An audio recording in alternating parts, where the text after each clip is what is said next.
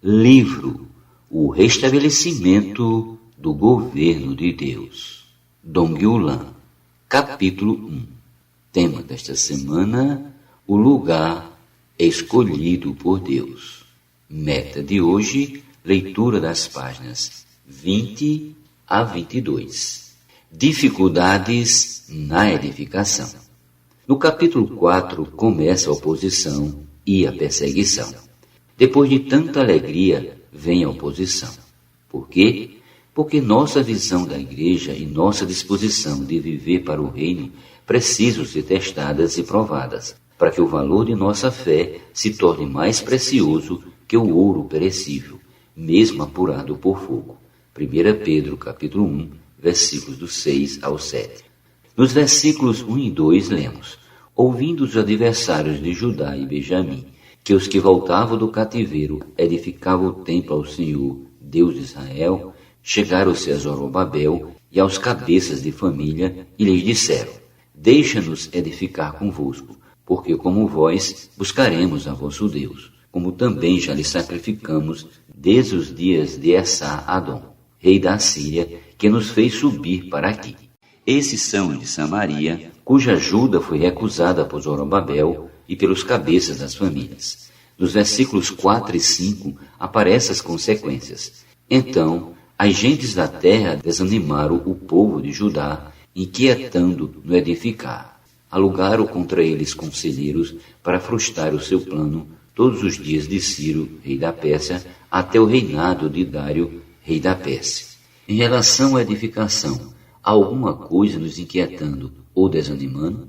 Devemos perceber que nossa luta não é contra carne e sangue, mas contra os principados e as potestades que em todo o tempo estão tentando frustrar a edificação divina.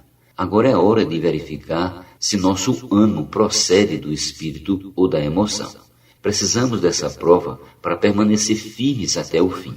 Nossa visão tem de ser espiritual. Não podemos viver somente pela empolgação. Devemos estar bem estabelecidos sobre o que estamos buscando e qual é a motivação em voltar para Jerusalém. Queremos edificar a casa do Senhor, ainda que 1000 caiam à nossa direita e 10.000 à nossa esquerda. Queremos continuar lutando e sendo fiéis à visão celestial. Atos capítulo 26, versículo 19. Quem sabe hoje não estamos passando por alguma prova. O Senhor permite que passemos por perseguições, por situações difíceis, até que os inimigos usem todo tipo de situação e pessoas para tentar frustrar nosso plano, e então a reedificação do templo, que começou no clima tão alegre, sofre de repente forte pressão da oposição.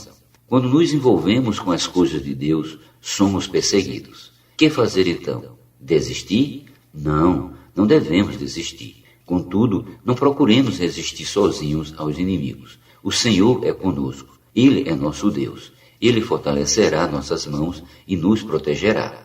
Vemos isso na história de Esdras e de Neemias, que foram sempre fortalecidos pelo Senhor. Não podemos permitir que o inimigo arme ciladas e nos enrede no meio do caminho, pois ele sabe como desestimular os jovens, desviando sua atenção, como distrair os de meia idade, fazendo-os voltar o coração, e como insinuar desenganos nos mais velhos. Sem dúvida, ele alugará conselheiros para nos desestimular e frustrar a edificação. Mas se tivermos uma visão clara da vontade eterna de Deus, permaneceremos cooperando com o Senhor até o fim. Esse é o encargo hoje, e creio que o Espírito Santo pode trabalhar esse encargo em cada um de nós, pois a vontade do Senhor é estabelecer seu reino na terra.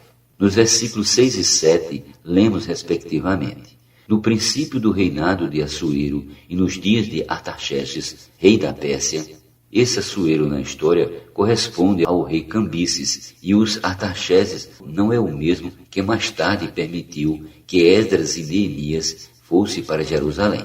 Esses Artaxerxes, segundo a história, fingiu ser irmão de Assuero, Cambises, e reinou poucos meses. Depois veio Dário e os inimigos conseguiram parar a obra de reedificação, conforme está escrito no versículo 24. Cessou, pois, a obra da casa de Deus, a qual estava em Jerusalém, e isso até o 2º ano do reinado de Dário, rei da Pérsia. e o inimigo conseguiu seu intento, parar a obra de Deus, desanimando